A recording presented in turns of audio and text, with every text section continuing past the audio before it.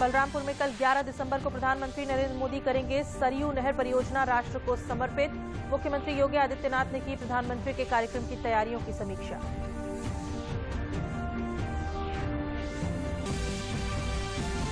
संयुक्त किसान मोर्चे द्वारा किसान आंदोलन स्थगित किए जाने की घोषणा का प्रदेश में हुआ स्वागत। 11 दिसंबर से किसान दिल्ली बॉर्डर से हटना करेंगे शुरू।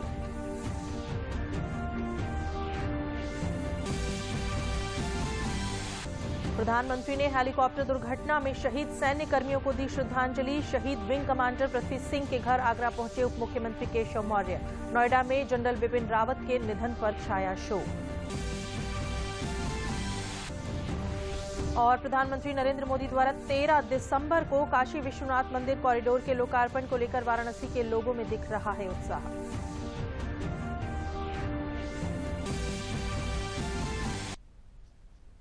नमस्कार, मैं हूं अलका सिंह। अब जिलों के समाचार विस्तार से।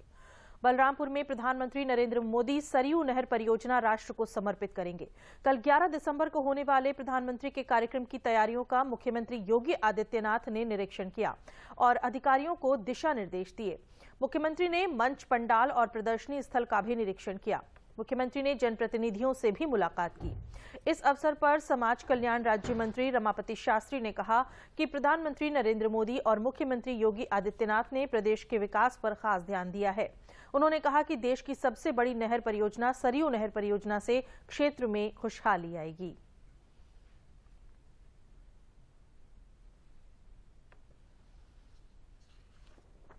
हमारे प्रधानमंत्री जो मुख्यमंत्री जी एरिया के नसाने नहीं, जहाँ जहाँ कमियां हैं उसको पूरा कर रहे हैं। केवल बलरामपुर की तरफ से नहीं, केवल देवी पाटन कमिश्नरी की तरफ से नहीं, जो तोहफा देने जा रहे हैं आदरणीय प्रधानमंत्री जी, ये 9 जिलों को जो जल से अभी तक अभाव में ग्रसित था, बरसों से नहीं हो पा रहा था, उस सरयू नहर परियोजना का उद्घाटन करने जा रहे हैं। ये तो हम लोगों का सौभाग्य है कि 9 जिला इससे प्रभावित होगा और सारे लोगों को परमानेंट पानी मिलती रहेगी, चाहे सिंचाई साधन के लिए हो, चाहे पीने के पानी के लिए हो, चाहे जैसे बहता हो। मुख्यमंत्री योगी आदित्यनाथ ने कल बहराइच में सरयू बैराज और श्रावस्ती के राप्ती बैराज का निरीक्षण किया।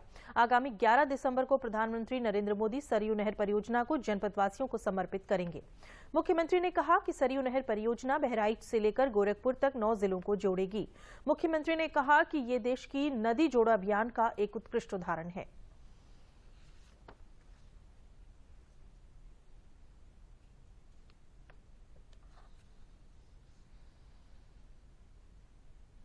उन्नीस 1972 से प्रारंभ हुई और 1978 से इस पर व्यवहारिक रूप से कार्य प्रारंभ होने के बाद भी 2017 तक इस राष्ट्रीय परियोजना पे मात्र 52% कार्य हो पाया था। 2015 में प्रधानमंत्री मोदी जी ने प्रधानमंत्री कृषि सिंचाई योजना लागू की और देश के ऐसे प्रोजेक्ट जो राष्ट्रीय महत्व के हैं, प्राथमिकता के आधार पर उन्हें समयबद्ध ढंग से पूरा करने के लिए जब एक कार्य योजना बनाई तो उसमें सरयू नहर राष्ट्रीय परियोजना को ही बनाई थी। लगभग 14.5 लाख हेक्टेयर लैंड को सिंचाई की सुविधा प्राप्त होगी और 30 लाख किसान इससे लाभान्वित होंगे। इस राष्ट्रीय परियोजना को राष्ट्र को समर्पित करने के लिए आदरणीय प्रधानमंत्री जी का आगमन 11 दिसंबर को बलरामपुर में होगा और इसी दृष्टि से मैं यहाँ पर स्थलीय निरीक्षण करने के लिए यहाँ पर आया हूँ। प्रधानमंत्री मोदी जी ने 2014 में जो बात कही थी कि 2022 तक अन्नदाता किसानों की आमदनी को दोगुना करना है, किसानों की आमदनी को दोगुना करने के इस अभियान के क्रम में यह राष्ट्रीय परियोजना बहुत महत्वपूर्ण है और पूर्वी उत्तर प्रदेश के किसानों के लिए प्रधानमंत्री मोदी जी की यह एक बड़ी सौगात भी है। और जानकारी के लिए चलते हैं बलरामपुर अपने संवाददाता रामकुमार मिश्रा के पास। राम कुमार, प्रधानमंत्री के इस दौरे को लेकर बलरामपुर में लोगों के बीच किस तरह का उत्साह आप देख रहे हैं? जी अलका, प्रधानमंत्री के आगमन को लेकर जिले में ही नहीं पूरे देवीपाटन मंडल के लोगों में उत्साह देखा जा रहा है। विशेषकर जिले के ग्रामीण क्षेत्रों में लोग प्रधानमंत्री नरेंद्र मोदी को देखने व सुनने के लिए काफी उत्साहित हैं। जब से प्रधानमंत्री का कार्यक्रम जिले में घोषित हुआ है, उन्हीं की चर्चा गांव व नुक्कड़ों पर देखी जा रही है। लोग उनके किए गए कार्यों की भी चर्चा करते देखे जा रहे हैं।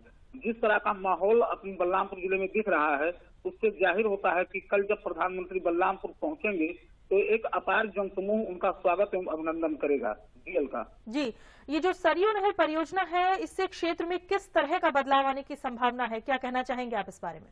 जी अलका जी, कल जब प्रधानमंत्री नरेंद्र मोदी सरयू नहर परियोजना का लोकार्पण करेंगे तो बलरामपुर ही नहीं भारत नेपाल सीमावर्ती के 9 जिलों को एक बड़ी सौगात मिलेगी।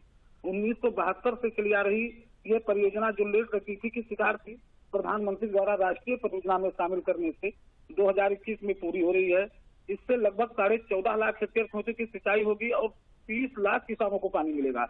एक बात और बता दें अलका कि बलरामपुर पूर्व प्रधानमंत्री पंडित अटल बिहारी वाजपेयी की कर्मभूमि रही है और उनकी नदी जोड़ो परिकल्पना को भी सरयू नहर परियोजना पूरा कर रही है, जो 5 नदियों को आपस में जोड़ रही है। और इस परियोजना से कई लाभ होने की संभावना है और होगा ही निश्चित। एक तरफ जहां किसानों की खेतों को मुफ्त पानी मिलेगा, वहीं दूसरी तरफ बाढ़ की त्रासदी भी कम होगी। नदियों का पानी नहरों में डायवर्जन होने से बाढ़ का असर कम होगा, पशु पक्षी भी अपना प्यास बुझाएंगे। साथ ही नहरों के दोनों तरफ जो पटरियां बन रही हैं, ये लोगों के सुगम आवागमन के लिए बहुत ही बड़ी सौगात साबित होगी। जी बहुत बहुत धन्यवाद राम कुमार जी हमारे साथ जुड़ने के लिए। प्रदेश के किसानों ने दिल्ली के बॉर्डर पर चल रहे किसान आंदोलन के स्थगित होने पर खुशी जाहिर की है। नोएडा में भी स्थानीय निवासियों ने किसानों के आंदोलन को स्थगित करने की घोषणा का स्वागत किया है। इससे पहले कल रात हुई घोषणा के अनुसार दिल्ली के बॉर्डर पर चल रहा किसान आंदोलन अब स्थगित हो गया है। इसकी संयुक्त किसान मोर्चा की ओर से औपचारिक घोषणा कर दी गई है। संयुक्त किसान मोर्चा ने दिल्ली हरियाणा के सिंधु बॉर्डर पर अहम बैठक के बाद किसान आंदोलन को स्थगित करने का ऐलान किया। इसके साथ ही बताया कि 11 दिसंबर से किसान बॉर्डर से हटना शुरू करेंगे। सरकार की तरफ से लिखित पत्र मिलने के बाद किसान इस फैसले पर सहमत हुए हैं, लेकिन 15 जनवरी को किसान मोर्चा की फिर बैठक होगी, जिसमें स्थिति की समीक्षा की जाएगी। किसानों द्वारा आंदोलन स्थगित करने की घोषणा का बाराबंकी जिले के किसानों ने स्वागत किया है। उन्होंने प्रधानमंत्री नरेंद्र मोदी को भी किसानों की मांग मानने पर धन्यवाद दिया है।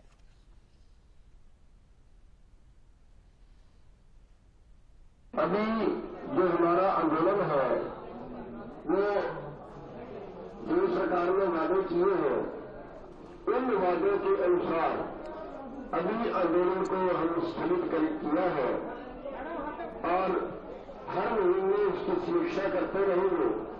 15 जनवरी को फिर एसकेएम की मीटिंग बनाई है।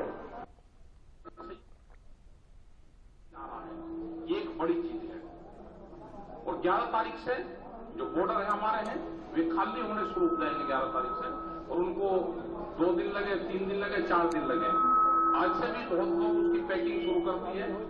बहुत ही खुशी की बात है कि हमारे किसान भाइयों का धरना प्रदर्शन समाप्त हो गया और बहुत बहुत शुभकामनाएं कि हमारे प्रधानमंत्री जी ने हमारी मांगों को माना और उनको हम बहुत बहुत धन्यवाद देते हैं कि उन्होंने किसान भाइयों की समस्याओं को सुना और समझा और ये चल रहा विरोध प्रदर्शन जो था वो खत्म हो गया। आज हम किसानों के लिए बहुत खुशी का दिन है।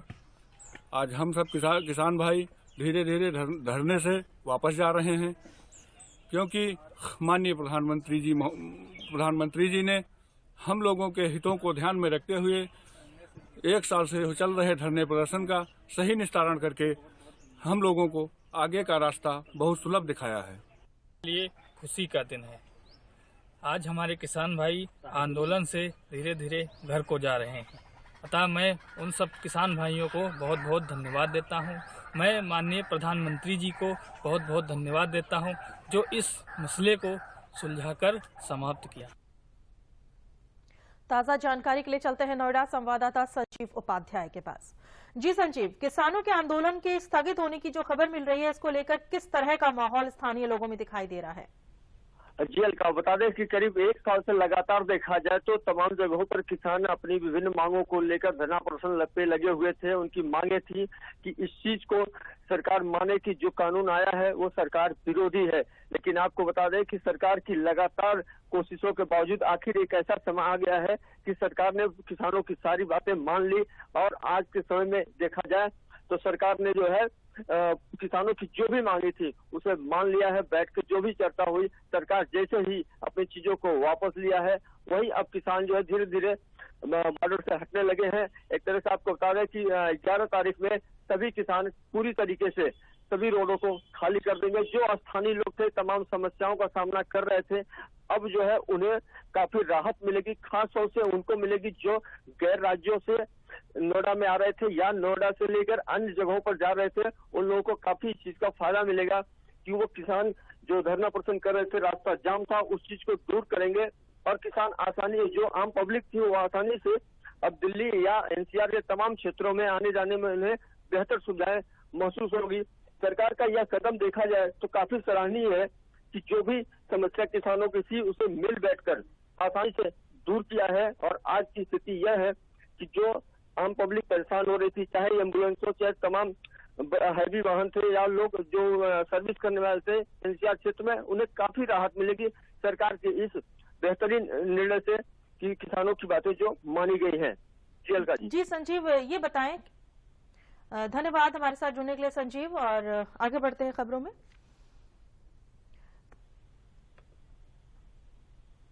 जी संजीव, क्या आप हमारे संपर्क में हैं?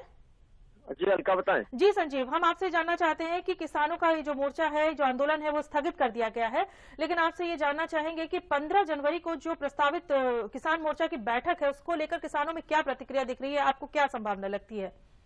जी, आपको बता दें कि किसानों का यह है कि जो एमएसपी की बात है, जो लागू करने की बात है, इसे लेकर किसानों का कहना है कि सरकार जैसी जिस तरह से हमारी अन्य मांगे मान ली है उसी तरह अगर ये भी मांगे मान ले तो शायद किसान हित में होगा। उम्मीद किसान यही जता रहे हैं क्योंकि पिछले ये जो बैठक सरकार के साथ हुई है इससे काफी किसान खुश है कि सरकार जो है हमारी मांगे मान ली है और किसान हित में जो है सरकार सोच रही है। तो किसान जो अगली बैठक है उसमें भी उम्मीद लगा रहे हैं कि हमारे जो 15 तारीख में है वहाँ भी हम जो सरकार के सामने अपनी बातें रखे उसे सरकार मान लेगी। और किसान इस तरह से खुद भी इस उम्मीद से है कि सरकार जो है हमारे पक्ष में सोचेगी और जो इस तरह से सरकार ने आगे हमारे लिए अच्छा सोचा है तो बेहतर हो सकता है कि आगे भी सोचे, तो हमारी जो एमएसपी की मांग या अनर्थ मांगे हैं वो भी पूरी हो जाएगी। किसानों के अंदर एक खुशी है कि सरकार जो है जो भी अब डिसीजन ले रही है वो हमारे पक्ष में है और किसान हित में है।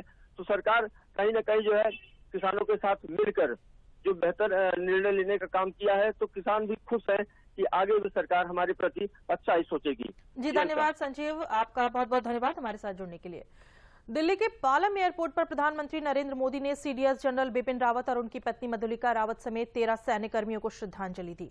प्रधानमंत्री नरेंद्र मोदी ने श्रद्धांजलि देने के बाद ट्वीट कर कहा कि सीडीएस जनरल बिपिन रावत, उनकी पत्नी मधुलिका रावत और सशस्त्र बलों के अन्य कर्मियों के समृद्ध योगदान को देश कभी नहीं भूलेगा। इससे पहले सभी के पार्थिव शरीर को वेलिंगटन से दिल्ली के पालम एयरपोर्ट लाया गया। यहां पहुंचकर प्रधानमंत्री नरेंद्र मोदी, रक्षा मंत्री राजनाथ सिंह, एनएसए अजीत डोभाल और अन्य कई सैन्य अधिकारियों ने श्रद्धांजलि अर्पित की। प्रधानमंत्री ने शहीदों के परिजनों से भी मुलाकात की और उन्हें ढाढस बंधाया। जनरल बिपिन रावत और उनकी पत्नी मधुलिका का आज दिल्ली छावनी के बराड़ स्क्वायर में पूरे सैन्य सम्मान के साथ अंतिम संस्कार किया जाएगा। अन्य शहीद सैन्य कर्मियों के पार्थिव शरीर आज उनके परिजनों को सौंपे जाएंगे और उनकी सलाह से शहीदों का अंतिम संस्कार होगा।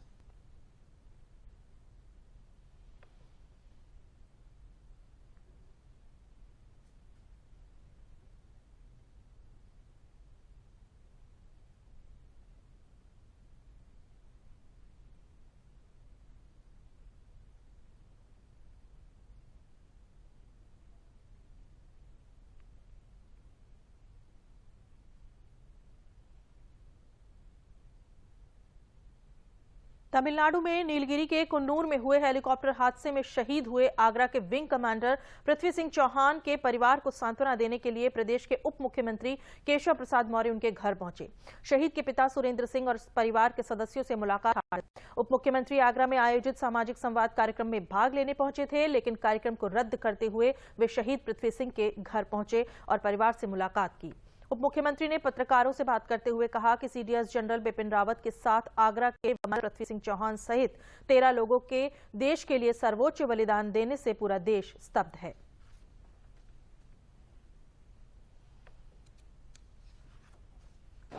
देश के लिए बहुत चिंताजनक समाचार प्राप्त हुआ, जिसमें तीनों सेनाओं की बागडोर सीडीएस के रूप में जनरल बिपिन सिंह रावत जी और हमारे कई जैसे हमारे विंग कमांडर आगरा के ही बेटे पृथ्वी सिंह चौहान जी सहित 13 लोगों के देश के लिए सर्वोच्चतम बलिदान देने का जो समाचार आया, वह मैं समझता हूं कि पूरे देश को स्तब्ध करने वाला रहा है। क्योंकि आगरा में कार्यक्रम पहले से निर्धारित था, तो वह कार्यक्रम रद्द करके हम सब यहाँ सीधे परिवार के पास आए हैं। यद्यपि कोई परिवार का कोई सदस्य कहीं मतलब किसी बलिदान हो चाहे किसी रूप में जब जाता है तो उसका पूरे परिवार को दुख होता है, लेकिन इस परिवार के, इस आगरा के धरती के वो पुत्र थे, लेकिन पूरा देश आज उनके सर्वोच्च बलिदान से और जो हमारे सभी 13 चाहे वो विंग कमांडर या सेना के कोई अधिकारी अफसर, सबको लेकर के दुखी है।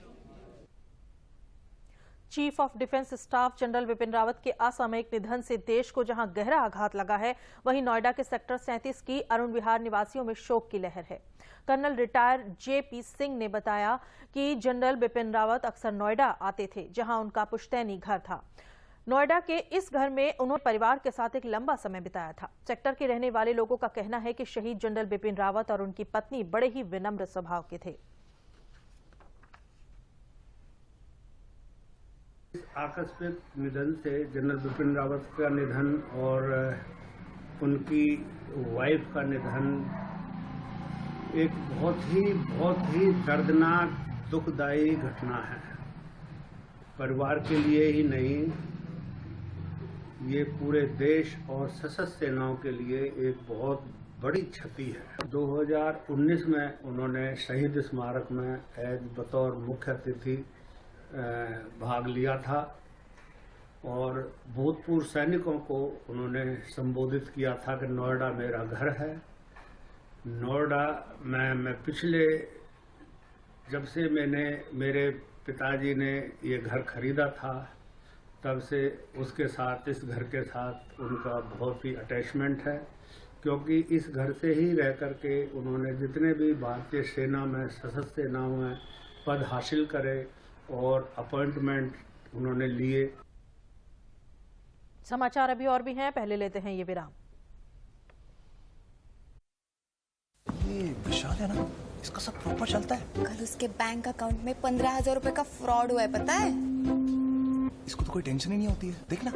टेंशन क्यों? मेरी कोई गलती नहीं थी।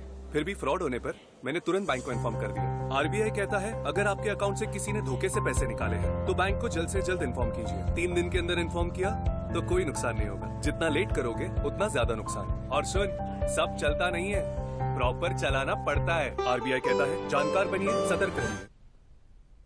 काशी विश्वनाथ मंदिर के लोकार्पण को लेकर वाराणसी में चारों ओर उत्साह का माहौल दिख रहा है। प्रधानमंत्री नरेंद्र मोदी द्वारा काशी विश्वनाथ मंदिर कॉरिडोर का 13-14 दिसंबर को लोकार्पण किए जाने के अवसर पर आए हुए अतिथियों और संत महात्माओं को महाप्रसाद वितरण का कार्य भी होगा।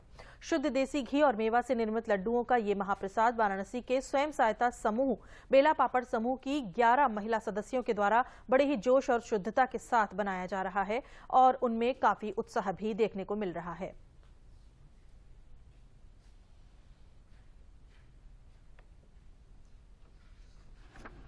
इसमें जितने भी गणमान्य व्यक्ति, हमारे साधु संत और अन्य जो आमंत्री काशी विश्वनाथ धाम के लोकार्पण के समय आएंगे, उनको सभी को लोकार्पण के पश्चात प्रसाद वितरण की सुविधा बनाई गई है, जिसमें वो अपने नियत स्थान पर बैठकर प्रसाद ग्रहण कर पाएंगे। और जो इतना बड़ा ऐतिहासिक काम हो रहा है, माननीय प्रधानमंत्री जी के पूरे विजन और उनकी कल्पना और उनकी प्रेरणा से उनका एक जो पूरा लोकार्पण हो रहा है, उसके पश्चात प्रसाद ग्रहण करके हम लोग होंगे कि वो हमारे साधु संत महात्मा और जितने भी हमारे यहाँ पर आमंत्री आएंगे वो काशी विश्वनाथ धाम का प्रसाद ग्रहण करके जाएंगे। ऐसा सुनने में आप।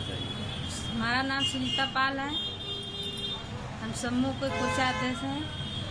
हम सोच रहे हैं कि ज़्यादा से ज़्यादा प्रसाद हमारे हाथ का बना हुआ हर व्यक्ति को बांटा जाए। काशी विश्वनाथ धाम का प्रसाद बनेगा और सब में वितरण होगा प्रधानमंत्री जी के कार्यक्रम में, इसलिए हम महिलाएं बहुत उत्साहित। ताजा जानकारी के लिए चलते हैं वाराणसी अपने संवाददाता दीपक ज्योति त्रिपाठी के पास।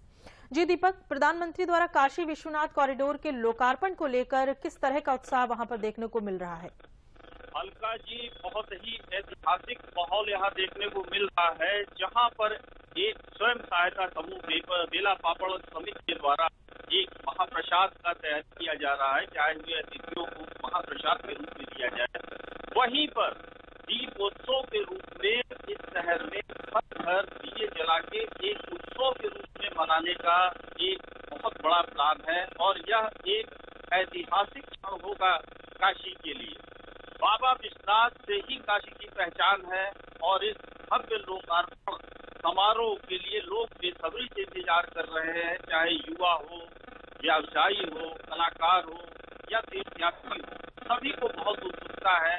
प्रधानमंत्री नरेंद्र भाई मोदी के द्वारा उद्घाटन किए जाने वाले इस कॉरिडोर समारोह का रूप कैसा होगा, इसको लाइव दिखाने की व्यवस्था पूरे देश भर में की जा रही है। सनातन धर्म से जुड़े लोग इस प्रोग्राम को लाइव देखेंगे और पूरे शहर को स्वच्छ व सजाया जा रहा है। कॉरिडोर के दोनों तरफ के भवन को गुलाबी रंग से पेंट किया गया है, जैसा कि आप देख सकते हैं, तथा इस काशी नगरी में 7 बार 9 त्योहार मनाया जाता है। यह मंदिरों का नगर है, त्योहारों का नगर है। आगे भविष्य में लोग इस लोकार्पण समारोह को हर साल एक त्योहार के रूप में मनाने की सोच रहे हैं और एक भव्य कार्यक्रम की आशा करके लोग 13 तारीख का इंतजार कर रहे हैं। जी दीपक, बहुत बहुत धन्यवाद हमारे साथ जुड़ने के लिए। अयोध्या में भगवान श्री राम और सीता के धराधाम पर मिलन के महापर्व मार्गशीर्ष शुक्ल पंचमी तिथि से 2 दिन तक रामनगरी के दर्जनों मंदिरों में विवाह उत्सव मनाया गया। श्री राम, लक्ष्मण, भरत और शत्रुघ्न की बारात के मिथिला में पहुंचने के बाद चारों भाइयों का विवाह वैदिक रीति रिवाज के साथ संपन्न हुआ। इससे पहले मंदिरों से बाजे गाजे और ढोल नगाड़ों के साथ रथों पर सवार श्री राम की बारात धूमधाम से निकाली गई। देश के विभिन्न भागों से आए श्रद्धालुओं की भीड़ मंदिरों में देखने को मिली।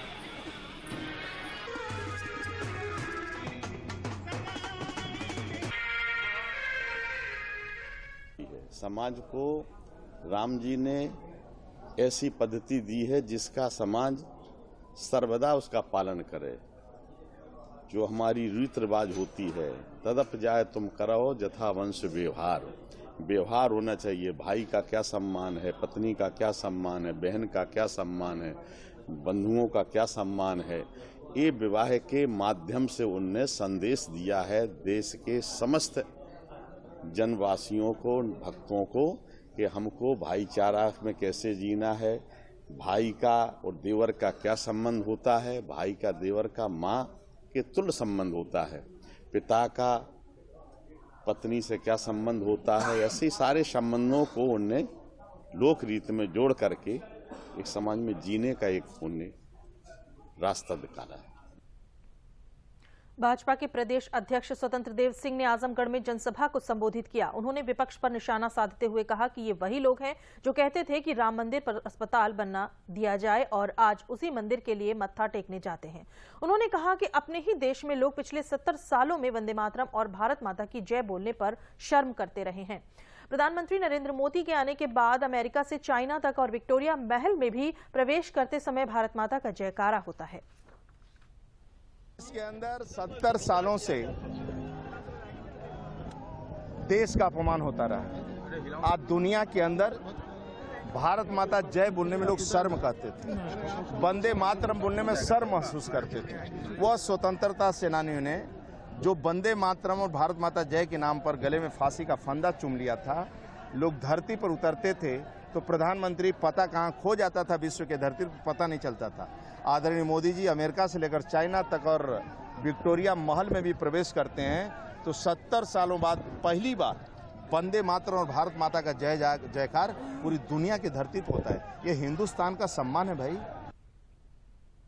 प्रदेश के कैबिनेट मंत्री राजेंद्र प्रताप सिंह मोती सिंह ने रायबरेली के गद्दागंज में ग्रामीण विकास और अन्य विभागों की लगभग 5 करोड़ 95 लाख रुपए से अधिक की 100 परियोजनाओं का लोकार्पण किया।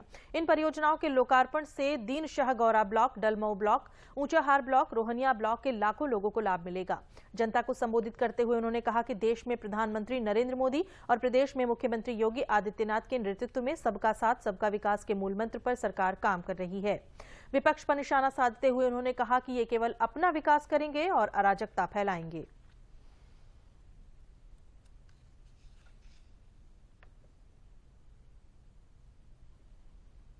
विकास किया, हम विकास करेंगे। बहुमत की सरकार 4.5 वर्ष से चला रहे हैं। 2022 में उससे ज़्यादा बहुमत की सरकार हम बनाएंगे। विपक्ष के लोग, और विपक्ष में मैंने अभी कहा ना, औरंगजेब साहब का नाम लिया, शाहजहां का नाम लिया, तो हम तो राम की संस्कृति के हैं जो राजा दशरथ की आज्ञा पर अपने राजपाट को छोड़कर 14 वर्ष तक वन में रह सकते हैं। उत्तर प्रदेश का विकास, योगी आदित्यनाथ जी जैसा योगी जिसके परिवार में उनके बदन के अलावा कोई नहीं है, उत्तर प्रदेश उनका परिवार है। हम भारतीय जनता पार्टी के कार्यकर्ता पूरी तरह से आश्वस्त हैं। कानपुर नगर पहुंचे प्रदेश के विधि एवं न्याय मंत्री ब्रजेश पाठक ने भारतीय जनता पार्टी अनुसूचित मोर्चा कानपुर बुंदेलखंड क्षेत्र के सामाजिक संवाद कार्यशाला का शुभारंभ किया।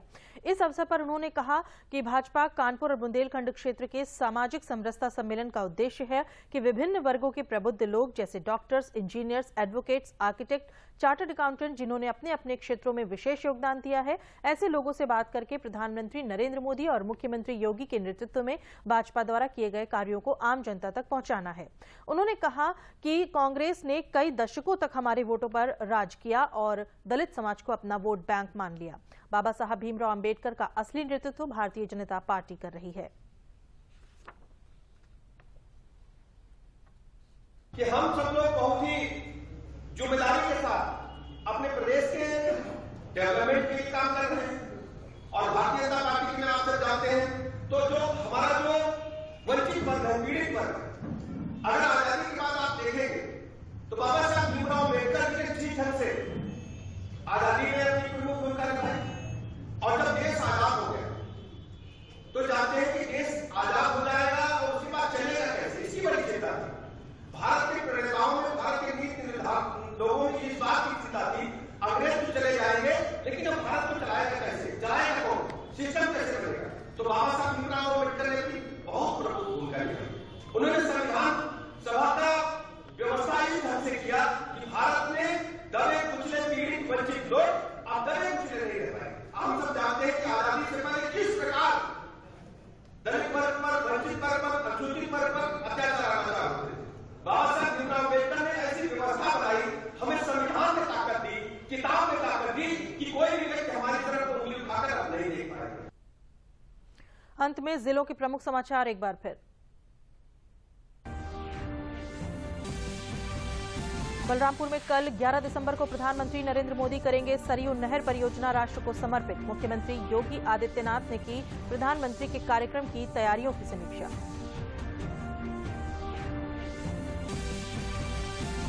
संयुक्त किसान मोर्चा द्वारा किसान आंदोलन स्थगित किए जाने की घोषणा का प्रदेश में हुआ स्वागत। 11 दिसंबर से किसान दिल्ली बॉर्डर से हटना करेंगे शुरू।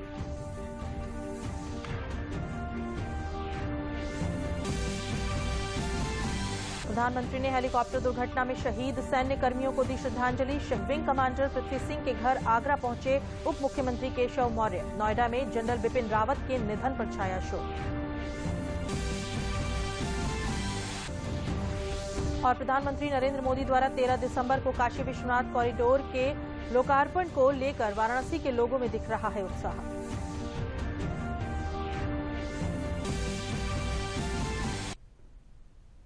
जिलों के समाचारों में बस इतना ही, लेकिन चलने से पहले एक जरूरी बात, कोरोना का खतरा अभी भी है, इसलिए मास्क पहनें, उचित दूरी बनाकर रखें, भीड़ भाड़ से बचें और समय समय पर हाथ भी धोते रहें। नमस्कार।